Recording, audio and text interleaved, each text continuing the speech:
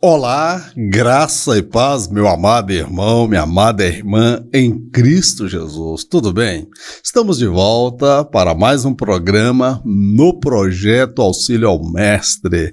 O arrebatamento não ocorreu ainda e nós estamos aqui mais uma vez para aprendermos juntos a palavra do nosso Deus. Para você que não me conhece, está chegando agora pela primeira vez, eu sou o presbítero Mauro Lúcio. Semanalmente, estamos aqui produzindo conteúdos para auxiliar os professores da Escola Bíblica Dominical. E você que é amante das Escrituras também é o nosso convidado. É um prazer ter você aqui.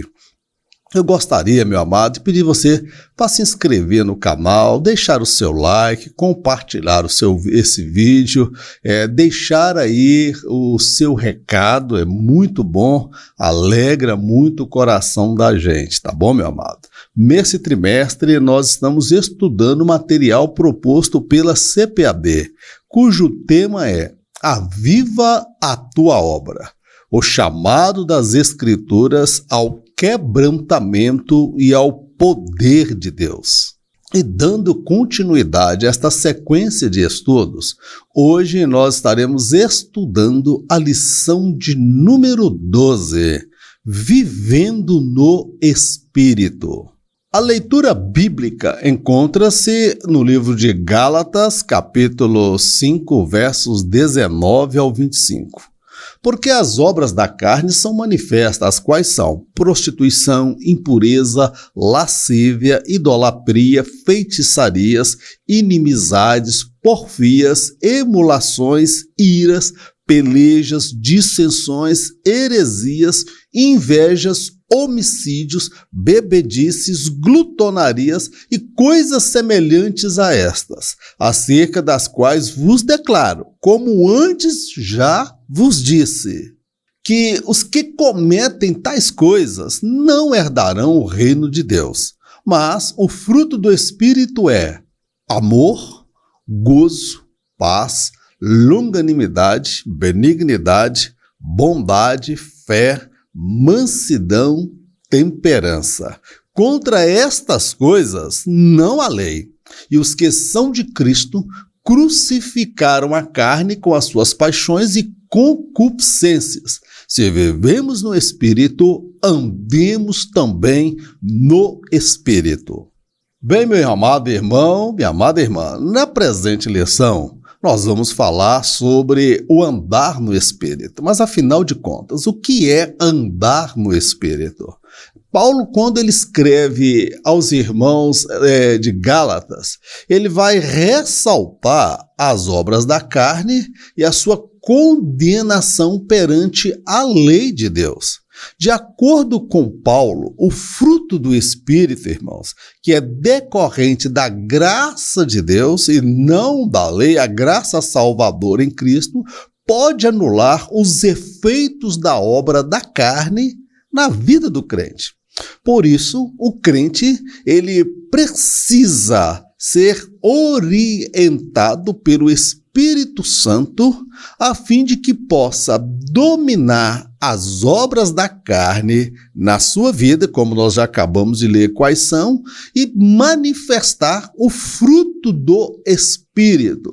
Então, andar no Espírito é mortificar a obra da carne, as obras da carne, através do fruto que é produzido e gerado na vida do crente através do Espírito. E Paulo ressalta que este fruto, ele é decorrente da graça de Deus e não da observância da lei. Então é sobre isso que nós vamos falar. Andar no Espírito é mortificar as obras da carne através do fruto do Espírito que é gerado na vida do crente. A vida no Espírito.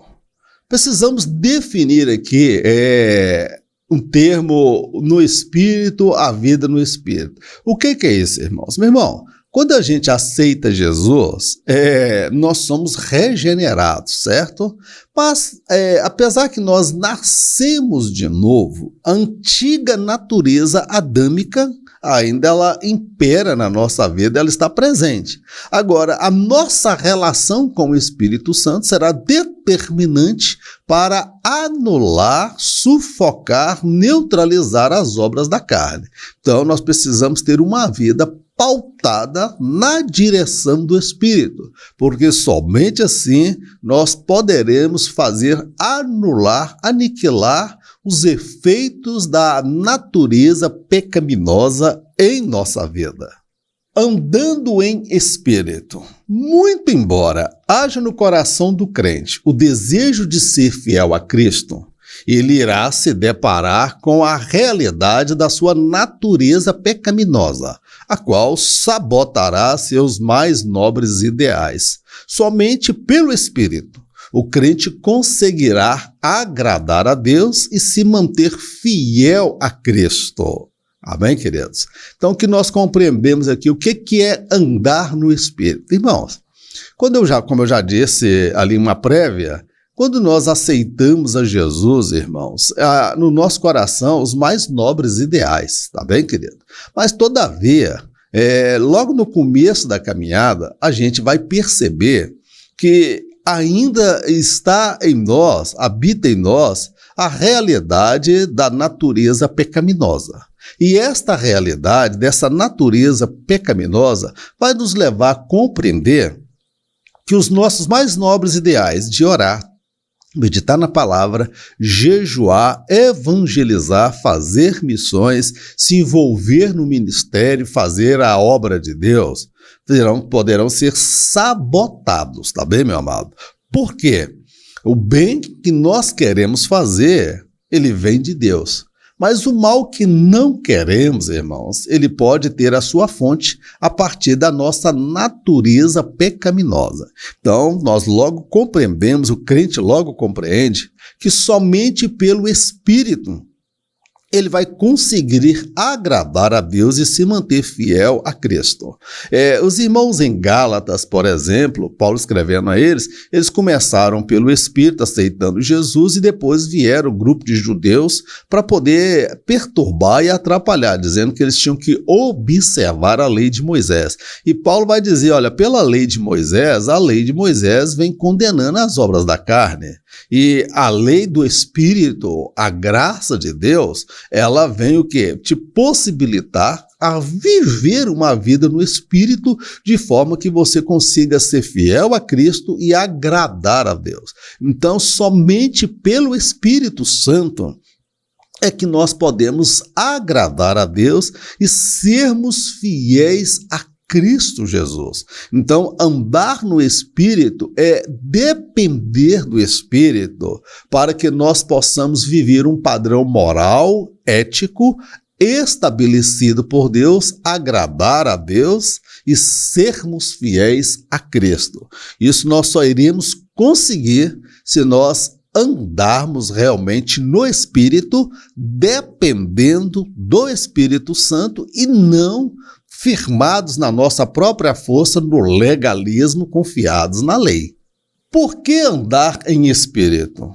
Pela própria vontade, o crente não consegue dominar sua natureza adâmica. Esta é inimiga de Deus e não se sujeita a ele. Somente o Espírito possibilita o crente a viver o elevado padrão moral estabelecido por Deus, o qual nada mais é que o código de conduta do cidadão do céu. Afinal de contas, por que eu preciso andar em espírito? Eu já não tenho o Espírito Santo na minha vida? Irmão, ter o Espírito Santo, ser batizado no Espírito Santo, isso é muito bom, é importante. Mas nós precisamos compreender que a gente precisa ser guiados pelo Espírito Santo, dirigidos pelo Espírito Santo, renovados pelo Espírito Santo. Porque pela nossa vontade própria, pela força do meu querer, eu não consigo, você não consegue dominar essa natureza pecaminosa. E nós precisamos entender, teologicamente, esta natureza ela é inimiga de Deus e ela não se sujeita a Deus. Lá no Jardim do Éden, Adão se rebelou contra Deus, se tornou inimigo de Deus e ele não se sujeitou à lei de Deus, à palavra de Deus. Então nós entendemos que esta natureza, ela é inimiga de Deus e ela não se sujeita a Deus. Então, somente no Espírito, andando no Espírito, somente o Espírito Santo é que vai possibilitar o crente viver o padrão moral elevado estabelecido por Deus. Então Deus tem um padrão moral, um código de conduta do cidadão do céu. Esse padrão moral, ele vai ditar a forma de viver, a forma de as nossas ações, os nossos pensamentos, a nossa conduta ética e moral diante dos homens e diante de Deus. E é um padrão elevado, tá bem, meu querido? E como eu vou conseguir viver esse padrão tão elevado estabelecido por Deus, meu amado? Somente pelo Espírito. Daí a necessidade de eu e você não confiarmos na nossa própria força, mas dependermos do Espírito Santo. E isto se dá através da leitura da palavra, através da oração, do jejum, da devocional. É algo que nós vamos cultivando ao longo da nossa caminhada. É por isso que nós precisamos andar no Espírito, porque pela minha própria força e a sua vontade, nós iremos fracassar nesta missão. Amém, queridos? Ande em Espírito, andemos em Espírito. Como andar em Espírito? Ao aceitar a Jesus como Senhor, o crente recebe o Espírito Santo. A partir de então, dá-se início ao seu processo de santificação. Este, por sua vez, é gradativo e dependerá da interação do crente com o Espírito Santo. Ao longo da caminhada, este processo poderá passar por altos e baixos. Quando nós falamos aqui, como que a gente consegue andar em espírito? Meu irmão, primeira coisa, quando nós aceitamos a Jesus, nós temos que ir lá na raiz, lá no começo de tudo. Quando a gente aceita Jesus como Senhor, eu e você, o crente, ele recebe o Espírito Santo. Ele se torna uma nova criatura, o seu nome é escrito no livro da vida e a partir daí vai se dar o seu processo de santificação, tá bem, meu amado? Então, estou resumindo isso aqui, isso faz parte da doutrina da soteriologia, que é a doutrina da salvação. Esse processo de santificação, ele, de certa forma, ele é automático, porque nós somos colocados na condição de santos, lá no mundo espiritual, mas aqui dá-se início ao processo gradativo. Esse processo ele vai envolver a interação do crente com a pessoa do Espírito Santo. É por isso que duas pessoas que aceitaram Jesus no mesmo dia, quando você vai procurá-las daí 1 ano, 5 anos, você pode perceber que o processo de amadurecimento destas pessoas e da interação delas com o Espírito Santo são diferentes. Por quê? A entrega de um pode ser maior do que a entrega do outro. Então isso vai passar o quê? Pela relação da pessoa com o Espírito Santo. A interação, qual é o espaço que o Espírito Santo tem na vida desta pessoa. E este processo de santificação, veja só, quando você aceita Jesus, Jesus tira você do mundo, mas a santificação, a leitura da palavra e a vida com o Espírito Santo vai tirar o mundo de dentro de você. O Evangelho me tira do mundo. A santificação e a interação com o Espírito Santo vai tirar gradativamente o mundo de dentro de mim, as minhas tendências, as minhas inclinações, as obras da carne, a minha natureza adâmica. Elas serão dominadas, subjugadas pelo Espírito Santo. Isso faz parte do processo de santificação. E ao longo da caminhada, Este processo ele pode passar por altos e baixos. A pessoa ter momentos de fracassos, quedas, a pessoa ter momentos de frustração e decepção. E momentos que ela vai estar muito bem, se sentindo muito bem em comunhão com Deus. Paulo dizia o seguinte, olha, o bem que eu quero fazer eu não faço, mas o mal que eu não quero, este eu acabo fazendo.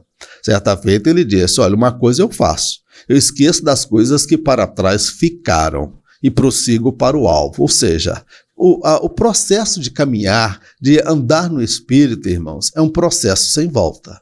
Tem fracassos, temos quedas, sim, mas o desafio é colocar-se de pé, seguir adiante, deixar as coisas do passado para trás e seguir para o alvo que é Cristo. Então, o andar no Espírito é ter comunhão, é você interagir com a pessoa do Espírito Santo. Somente aí, a partir de então, é que o fruto do Espírito será gerado, produzido na sua vida, e essa natureza adâmica, com as suas obras da carne, serão anuladas, vão perdendo forças e sendo neutralizadas pela ação do Espírito Santo e a interação com a palavra de Deus. O confronto entre a carne e o Espírito. O próprio Jesus, certa feita, diz para os discípulos, vigiai e orai. O Espírito é forte, mas a carne é fraca.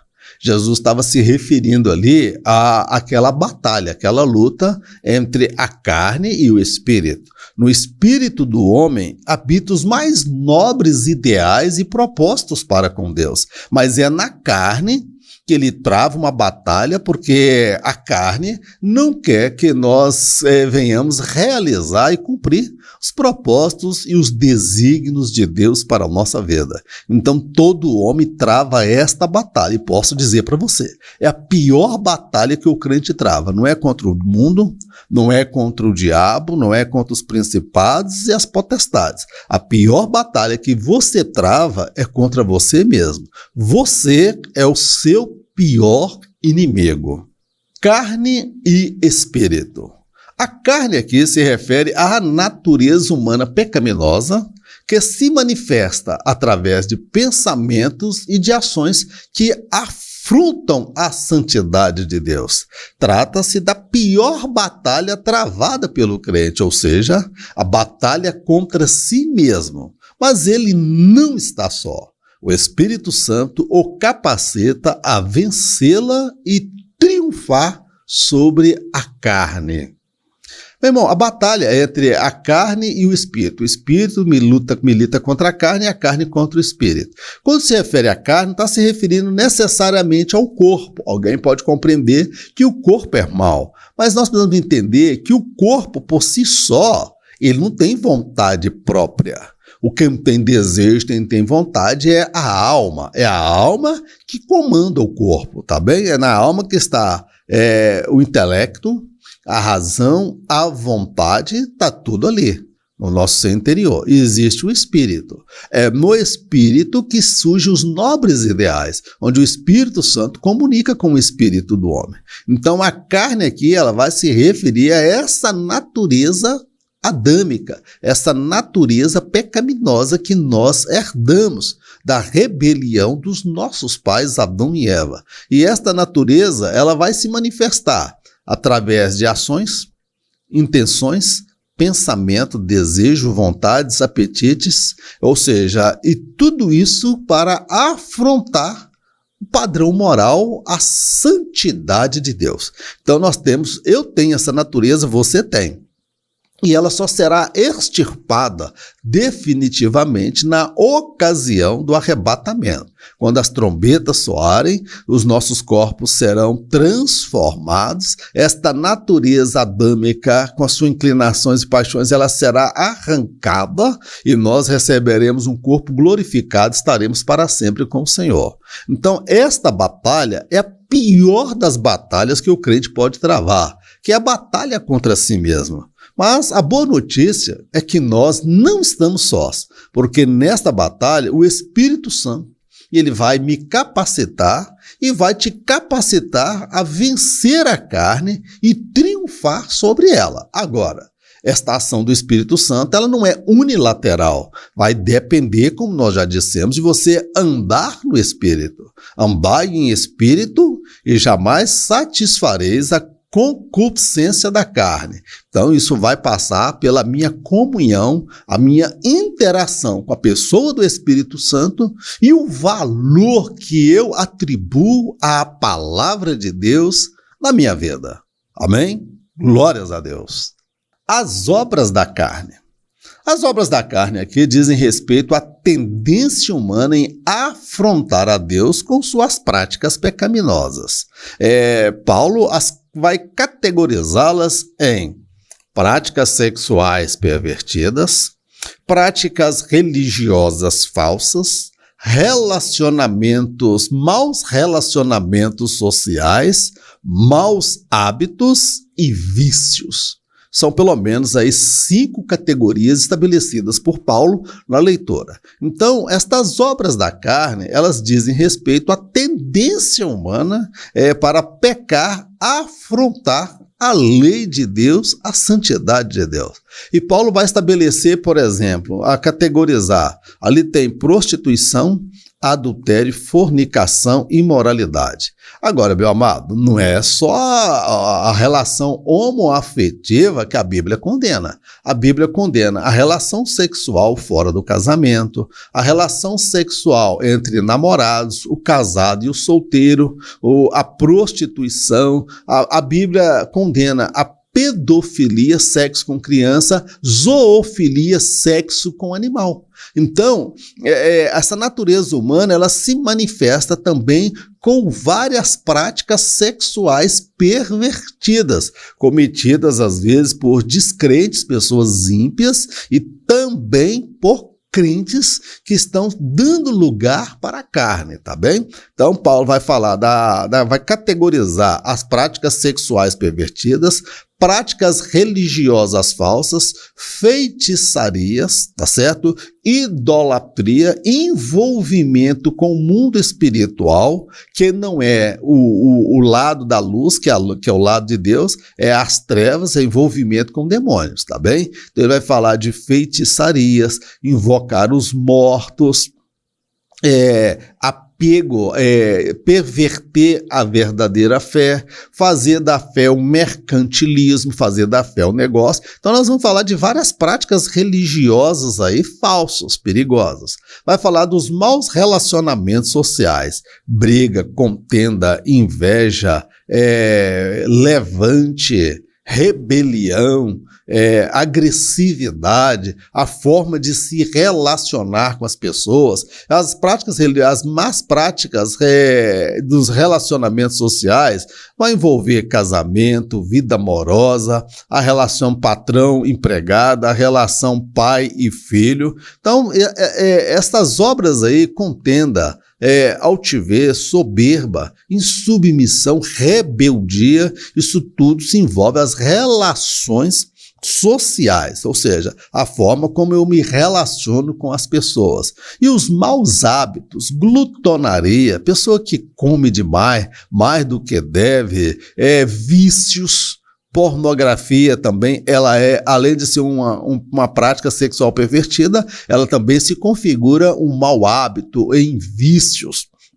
Jogatinas, jogos de azar, nós poderíamos falar tantas coisas aqui. E a lista de Paulo não é uma lista completa, porque ele fala assim, olha, e coisas semelhantes a estas, ou seja, ele deixa um leque aberto aí. Então a natureza humana, as obras da carne, elas se manifestam se rebelando contra a lei de Deus, contra a santidade de Deus. E nós devemos tomar muito cuidado, que embora sejamos crentes em Cristo Jesus, estas obras da carne ainda podem se manifestar nas nossas vidas e através das nossas vidas, que são pecados que envolvem o pensamento, lascívia, imoralidade, perversão, os pecados sexuais praticados e os pecados sexuais que habitam na mente. E nesse tempo de internet, tecnologia da comunicação, onde o apelo sexual e a pornografia está na palma da mão, Meu amado, a gente deve vigiar muito, porque o pecado está na nossa porta ou na palma da mão. O avivamento pelo fruto do Espírito.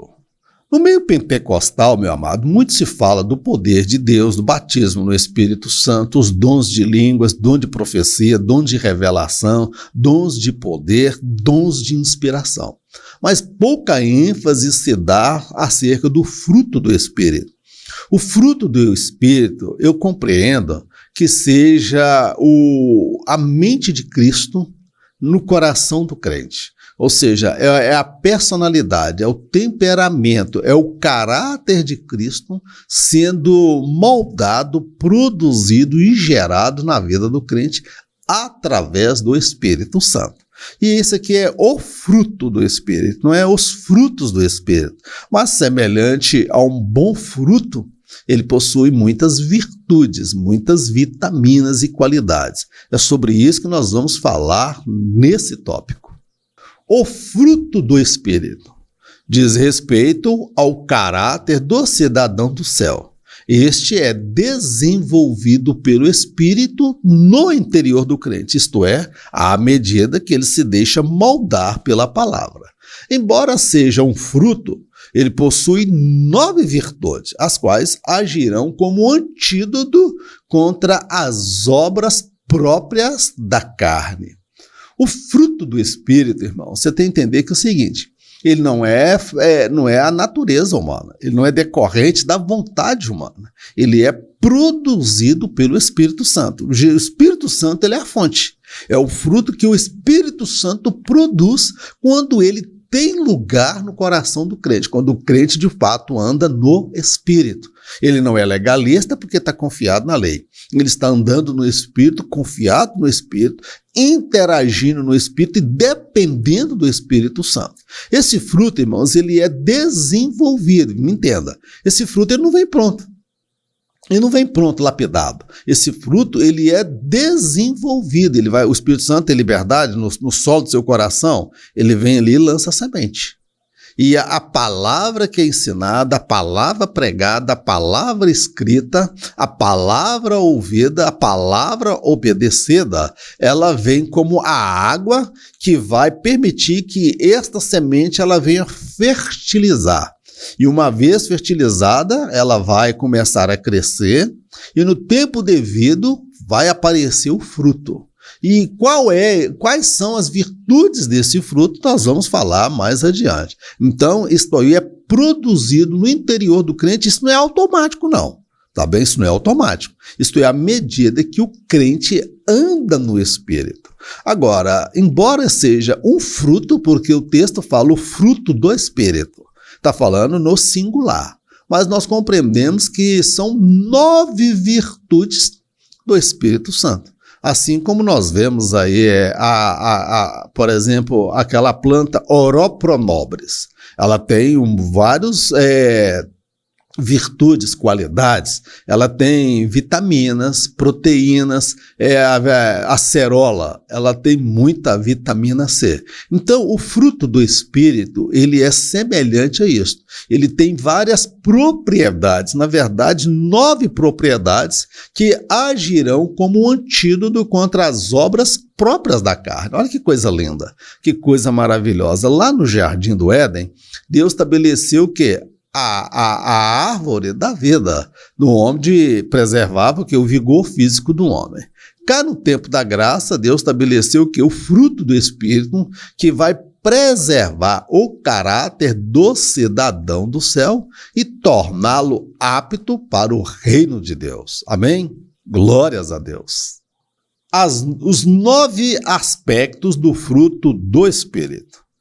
O fruto do Espírito é amor, gozo, paz, longanimidade, benignidade, bondade, fé, mansidão e temperança. Este conjunto de virtudes gera a saúde emocional e espiritual do crente. Eles são de suma importância para as relações sociais saudáveis, o controle sobre os desejos e apetites e, por fim, leva o crente a se manter fiel a Deus e à sua palavra. Meu irmão, são 9 virtudes, né? São 9 virtudes do fruto do Espírito Santo. Aí nós já falamos que é o amor que vem de Deus, o gozo ou a alegria, que é a felicidade vinda da parte de Deus, que não depende da circunstância deste mundo. A paz, que é uma paz que não significa ausência de problema, mas é uma paz que dura mesmo diante dos problemas, mesmo diante das piores notícias. A longanimidade, que é aquela pessoa que não tem estupim curto. Longânimo é longo, ânimo longo, tá bem? É aquela pessoa que é paciente, ela não é estressada, ela não fica dando coice, patada nos outros toda hora, tá certo, querido? É uma pessoa longânima, é uma pessoa que tem paciência em lidar com pessoas talvez até insuportáveis. Benignidade, que é a qualidade que produz na pessoa um coração benigno. Ou seja, é aquela pessoa que o Espírito Santo muda até a sua essência, a sua natureza, quando ele produz esse fruto, porque a pessoa passa a ter um coração benigno, um coração que tem prazer em fazer o bem. E a bondade é a capacidade que o Espírito dá da pessoa realizar atos de bondade para com o seu semelhante. Benignidade é aquilo que a pessoa se torna benigna. E bondade é aquilo que a pessoa passa a praticar por conta da ação do Espírito Santo na sua vida.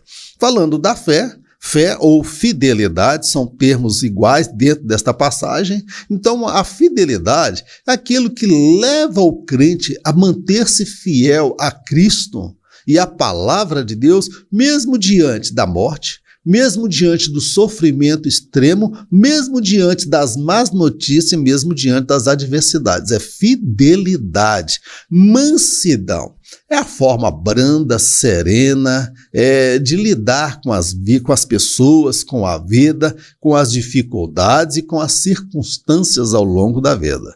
E, por fim, a temperança ou domínio próprio. É ter domínio sobre os desejos, vontades, os impulsos da sexualidade, saber lidar com pessoas de temperamentos e personalidades difíceis, tá bem? Então nós vamos ter aí esse fruto, temperança, é a pessoa que tem domínio próprio, domínio sobre si, sobre a sua fala, sobre o seu pensamento, tá bem? Então, este conjunto de virtudes, ele vai produzir a saúde emocional, espiritual do crente, tá bem? Então, eles são de suma importância para as relações sociais, casamento, criação dos filhos, emprego, lidar com as pessoas, o controle sobre os desejos, impulsos, fantasias, pensamentos e, por fim, levar o crente a se manter fiel a Deus e à sua palavra.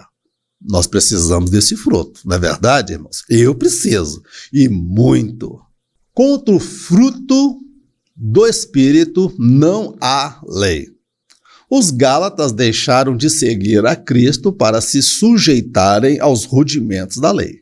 Por esta razão, Paulo havia feito um paralelo entre a lei e a graça. Segundo ele, o fruto do Espírito era decorrente da graça e não da lei, pois só através deste fruto eles poderiam crucificar as obras da carne e se manterem puros aos olhos de Deus. O contexto em que Paulo vai escrever o fruto do Espírito, ele vem para contrapor a visão dos judeus que estavam querendo transformar os cristãos em judaizantes, tá certo? Paulo enfrentou esse problema. A primeira igreja que Paulo praticamente fundou foi a igreja aos Gálatas. Então, observe uma coisa, quando Paulo deixou a igreja bem estabelecida, posteriormente, judeus estiveram lá pervertendo a fé. Falou, não, se vocês não guardaram a lei, não observaram a lei, vocês não são salvos, não. Vocês têm que batizar, têm que passar por essa circuncisão. Então, Paulo ele vai discorrer acerca da lei e da graça, tá bem? E aí ele vai fazer uma analogia, uma implicação sobre os efeitos da lei, que é a obra da carne. A lei condena as obras da carne. Então ele vai mostrar quais são as obras da carne. Mas a graça em Jesus, ela vai possibilitar o crente dominar e controlar as obras da carne, que é pela graça e não pela lei. Então, segundo ele, o fruto do Espírito, que era decorrente da graça e não da lei que os judeus queriam impor sobre eles, pois era somente através deste fruto que eles poderiam crucificar, mortificar as obras da carne e se manterem puros aos olhos de Deus. Então, é por isso que ele vai dizer, contra estas coisas não há lei, tá certo? Então, contra estas coisas não há lei, ou seja, o fruto do Espírito ele é decorrente da graça, que vai possibilitar o crente a viver acima das obras da carne. Agora, aqueles que querem viver pela lei vão se deparar com aquilo que a lei condena, tá bem? Aquelas pessoas que vão entrar pelo caminho do legalismo, que elas acham que pode guardar a lei, observar a lei e viver o padrão moral estabelecido por Deus e não consegue. Homem nenhum conseguiu, somente Jesus. Então é por isso que Paulo falou, contra estas coisas não há lei. Somente o fruto do Espírito possibilita o crente a viver o padrão moral e ético. E esse padrão, ele é concedido por Deus através da graça da salvação oferecida por Jesus, e não pela observação da lei, porque pela lei, homem nenhum conseguiu subjugar as obras da carne. Meu irmão, encerramos aqui, passa rápido demais, né? Eu gostaria de fazer um convite muito especial. Próximo sábado, hoje eu estou verificando aqui, vai dar no dia 18. Dia 18 de março, próximo sábado, às 19 horas, estaremos realizando uma live no nosso canal. Você é o nosso convidado, fique de prontidão, vai ter uma live. Eu gostaria que você participasse, você é o meu convidado, tá bem? Compartilhe esse vídeo com seus contatos, com seus amigos, deixe um comentário, deixe o seu like, aperte o sino das notificações, que toda vez que nós postarmos aqui um material, o YouTube vai te notificar, tá bom, meu amado? É muito bom aprendermos juntos a palavra do nosso Deus. Vamos orar? Senhor, nós te agradecemos por mais esta oportunidade de aprendermos a tua palavra. Dá-nos força, meu Pai, de viver o padrão moral e ético estabelecido pelo Senhor. O padrão moral, o código de conduta do cidadão do céu, que vai dizer como nós devemos viver, agir, pensar diante deste mundo e diante do Senhor. Pai, no nosso coração, no nosso espírito, habitam os mais nobres ideais, mas nós nos deparamos com a natureza adâmica, que sabota os nossos nobres ideais e que por vezes nos deixa amargurados, tristes, abatidos e frustrados com nós mesmos. Perdoa os nossos pecados, ajuda-nos, ó Pai, a vivermos no Espírito, andarmos no Espírito e produzirmos frutos dignos de arrependimento. Ajuda meu irmão, ajuda teu servo e a tua serva. Assim te pedimos agradecidos no nome do Senhor Jesus. Que é o grande amor de Deus, a graça do nosso Senhor e Salvador Jesus Cristo e as doces consolações do Espírito Santo de Deus seja com todo o povo de Deus, não somente hoje, mas para todo sempre, em nome de Jesus, amém. Em caso de arrebatamento, eu não estarei aqui para ministrar a próxima lição. Fica triste não, porque em caso de arrebatamento, nem eu e nem você estaremos aqui. Neste caso, eu encontro com você por sobre as nuvens. Fique na paz, Deus te abençoe, em nome de Jesus, amém. Glórias a Deus.